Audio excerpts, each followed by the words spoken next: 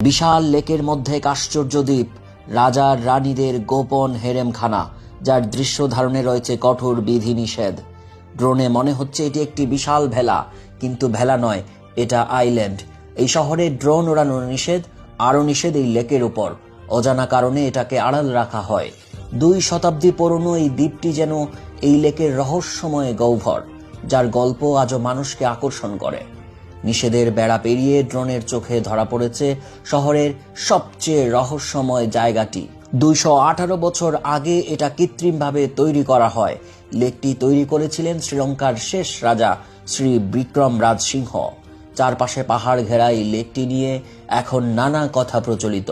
ভেসে থাকা যে ভূখণ্ডটি, তার নাম দিয়াথিলাকা মন্ডাপায়া। এর পেছনে বেশ কিছু ইতিহাস ও কিংবদন্তি রয়েছে। সবচেয়ে প্রচলিত কিংবদন্তি হলো এই দ্বীপটি রাজার যে সকল রানী ছিল তাদের জন্য গোপন হেরেম হিসেবে ব্যবহৃত হতো। এখন মনে হচ্ছে পানিতে ভাসমান এটি, কিন্তু এটি একটি ভূখণ্ড যা কৃত্রিমভাবে তৈরি করা আইল্যান্ড। কথিত আছে রাজপ্রাসাদ থেকে একটি গোপন সুড়ঙ্গ দিয়ে এই দ্বীপের সাথে সংযোগ ছিল, যেখানে রানীরা ও রাজপরিবারের অন্যান্য নারীরা স্নান করতে যেতেন এবং বিশ্রাম নিতেন।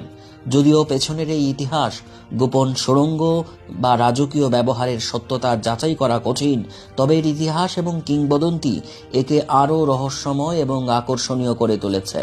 শ্রীলঙ্কায় অন্যতম সুন্দর জায়গা হিসেবে বিবেচিত হয় ক্যান্ডি।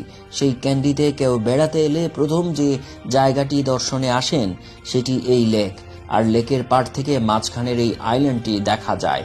কোনো পর্যটক বা ওই শহরের অধিবাসী কারো এই আইল্যান্ডে যাবার সুযোগ নেই।